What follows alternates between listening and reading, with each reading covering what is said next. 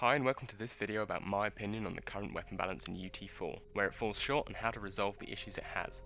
I'm going to go through every weapon in turn and give my thoughts, starting with the impact hammer and finishing with the sniper. I will say that most of my experience comes from duel as I am a dueler, but I will try to inject some feedback from other game modes. The impact hammer primary is nothing to write home about. It's just about the loudest noise in the game and it charges quite slowly. In terms of melee, I think 2K4's shield gun got it best out of all the UT games, as the charge was quieter and quicker, and when you combine it with faster weapon switch, it could be used to great effect in some of the more desperate situations. It's also far superior for jumping, which the UT4 hammer is lacking slightly, but overall I don't really think it's something to worry about. There are far more concerning things in the weapon balance, it's just a nice couple of changes that could be made to make it more fun to use. The secondary fire on the hammer is one of my biggest frustrations with UT4. It does nothing to help the balance, only serving to obstruct the gameplay. The recent change to the alt fire so that it doesn't destroy projectiles is a step in the right direction, but I would be happy to see the back of it entirely. I cannot express the number of times that I've used and had it used against me to steal items, travel safely across the map without needing good movement, and blocking shots that rightfully should hit. It just feels cheap and easy at times. If the shield had to stay in the game, I'd like to see it start with maybe 2 charges and a maximum of 3 that charge over a long period. This is because people have taken to spamming it endlessly to avoid being punished for obvious movement and map traversal. Alternatively, if it were to be removed, I think a smaller version of the primary that was instantaneous and didn't interfere with the primary charging would be interesting. It would allow players to do a short hop at someone and perhaps follow up with an impact kill or maybe a second jump. Overall, I just don't think the impact hammer shield fits with the style of the game. It's frustrating to have it abused against you, and even when you're the one using it, it doesn't feel satisfying. I've had some pretty nasty experiences with the Enforcer, but I think its functionality is reasonable.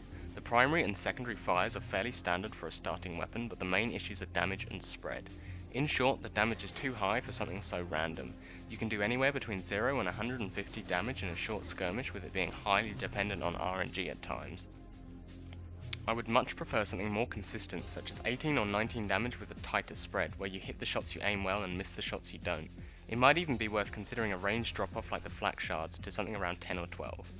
Bear in mind that my experiences with the weapon are mainly from duel. It's a whole other scenario in TDM where it totally dominates the game, with players often getting half or more frags in a match with the Enforcer due to its ability to do crazy amounts of damage at range with a high fire rate.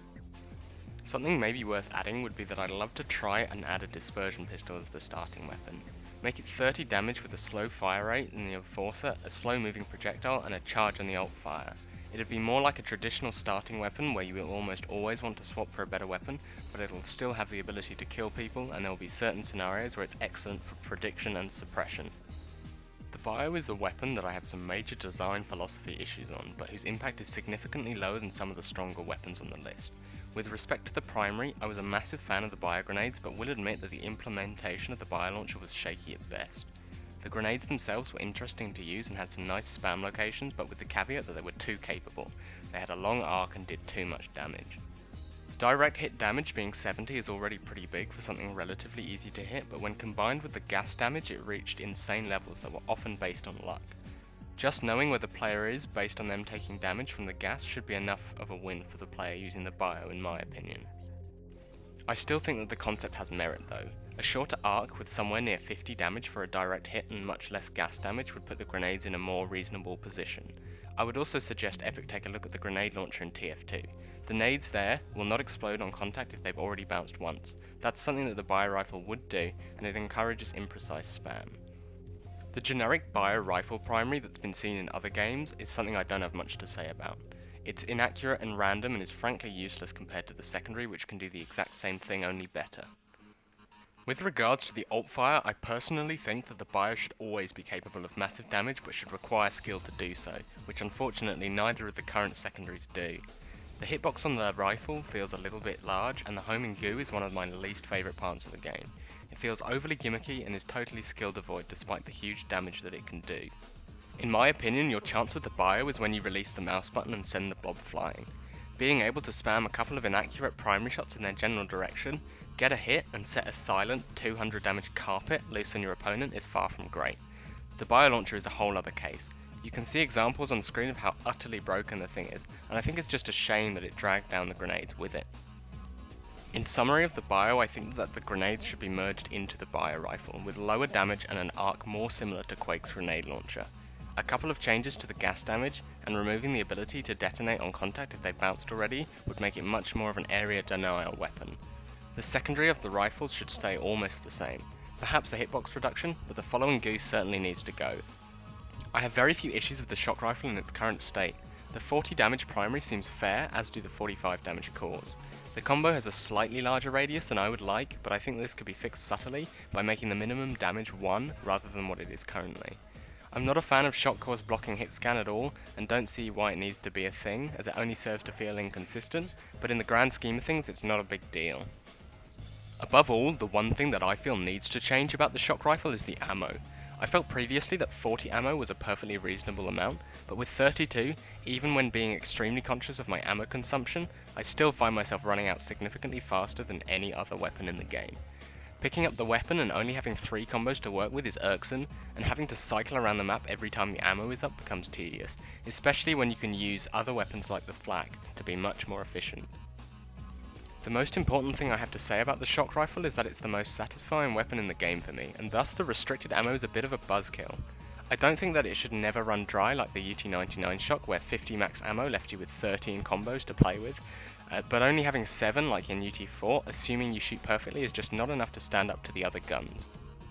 The link gun's another weapon whose functionalities I like, but how they're executed is a little bit underwhelming. Talking about the primary first, I think by design this is meant to be for area denial and spamming long sightlines to avoid sniper fire.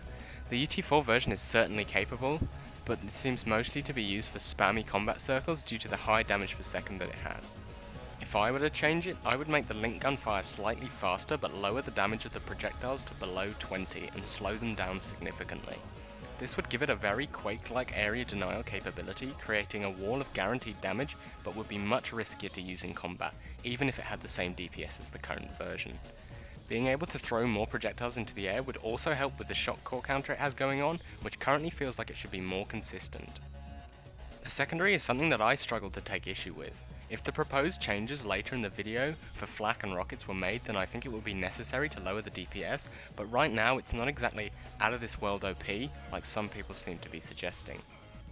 I will say that the link pull is inconsistent and feels like it just doesn't work most of the time. Personally, I feel that instead of clicking to pull, you should need to click and hold mouse 1 while using the secondary, and while this is held, the next tick of damage should pull automatically. This would at least make it useful for its intended role as a way to punish people for making a bad jump, rather than just an added bonus as it is now when you actually manage to make a pull. In my opinion, the Stinger suffers from much the same problem as the Enforcer. It can do an outrageous amount of damage, but too often is this based on RNG rather than aim. The random spread means that you can be accurate and hit nothing, and other times be sloppy and end up doing crazy amounts of damage. Much like my proposed Enforcer changes, I think that the damage should be lowered, somewhere in the realm of 8 or 9 per shot rather than the current 14. The spread should be tightened so it's less random, and the fire rate would need to be adjusted to compensate for the large DPS reduction, although not so much that it retains its current DPS. Somewhere in between would be good. In my mind's eye, I see the Stinger being used for longer range suppression, so it's important that the shots are relatively accurate, but the spin-up should be fairly punishing. This will discourage you from rushing with it and stripping 200 health in 2 seconds, which does happen fairly regularly, and in my opinion takes less skill than using something like a rocket launcher. The Stinger shards I won't comment on because of the radical changes they're about to undergo, but I will add that the Stinger jumping should definitely stay. It's an interesting mechanic that leads to some funny situations. With regards to the flat cannon, I feel that I have to say this first. I recently watched what must have been 80% of the games played in a European duel tournament to make a highlight video, and I'm not exaggerating when I say that at least half of the many hundreds of frags I saw were flat kills. I won't rag on too long about the flat cannon because I understand that it's being changed soon, but it really is currently one-shotting and two-shotting people so constantly that it's sickening. It's never been easier to use in UT4 before. A damage reduction to below 150 as proposed next build seems pretty solid, but I also think that the shard drop-off should start after 1 unit if it doesn't already, because people are consistently achieving huge amounts of damage at medium range and it's totally dominating the game. You can always make the argument that you should play around it, but it warps everything so much that it makes the game less fun, which is the most important factor. All that being said, I think the secondary is one of the most perfect things in the game. The arc could do with feeling a little more responsive, and it could be argued that 110 damage would be a better fit for a direct hit, but I would be happy if the current flak ball remained the same forever. It embodies the philosophy of a secondary fire where it somewhat fulfills the role of a budget rocket launcher, but it has a couple of extras in how you can lob it. It's the perfect supplement for a weapon designed for close combat. A lot of people dislike the rockets for various reasons, but I'm not really one of them. In fairness, this may be due to different game modes though. My biggest personal issue is the clunkiness of the secondary, as it delays your shot if you tap it, something I don't even think is intentional and is especially irritating when using grenades. I'm a supporter of 100 damage and a direct hit, but I think the main reason people dislike the rockets is due to how consistent they are. The bounce on the primary is a little too high, making chaining rockets a simple task, but the bounce on the secondary is too low to blast your opponent to safety, which is why I propose a more radical solution. In my opinion, the primary rockets should stay almost the same but with less bounce, but the secondary fire should be adjusted to function exactly as the UT3 version did with old school tri-rockets, which in my opinion were more responsive and enjoyable to use. The damage on the secondary rockets would be reduced to 70 or similar, and the bounce increased, so that if you want to bounce your opponent around a bit, you use them instead, but you forfeit 100 damage. Giving players the option to switch freely between the two styles in combat would be essential, so the delay on releasing tri-rockets early into charging should go. It'd hopefully lead to some crazy UT99 style moments, where you bounce your opponent far into the air and follow up with a direct primary air rocket. I just feel like it's a more interesting solution, but effectively reduces the problem of rocket chaining being too easy. Undeniably the weakest it's ever been in a UT game, the sniper feels all kinds of meh in UT4. 125 damage headshots are a good change in my opinion, but not being able to one-shot spawning players with 50 armor is disappointing for sniper players. The nerf to 65 damage was unnecessary and is essentially universally agreed upon in the competitive scene, and punishing weapon switch times means you're better off with another gun in a lot of situations. I don't want it to be UT99 levels of dominant, I just want it to be comparable to the other weapons, which it currently isn't most of the time. Simply buffing the damage back to 70 would be a good choice, and I think from there, by changing the other weapons to appropriate levels, you could achieve a good balance. Also, in my opinion, the changing headshot hitbox is unnecessary. Finally, I wanted to say that I don't think UT4 has terrible balance. Most of the functionality of the weapons I like, but the execution is off in some cases. I understand that the dev team aren't focusing on balance at the present, but I think that most of the solutions I've proposed are reasonable enough. You've probably noticed that I'm in favour of lowering the lethality levels of the weapons and reducing random factors to make the game more consistent and less frustrating. I'm also pursuing a philosophy that each weapon should be designed to fit a certain role, so my final point is on weapon switch speed, which I believe should be faster. I don't necessarily want 2K4 levels of switch speed, but I really do feel that it needs to be quicker, as UT has always been a fast, responsive game, and the general clunkiness of the pre-alpha weapons is exaggerated tenfold by the restrictive switch times. Above all, I think that the suggestion, along with all the others that I've made, will make the game more fun. It's fine to want to appeal to the newer players who might struggle with frag power, but I don't think that making the weapons OP and sacrificing competitive integrity is the solution.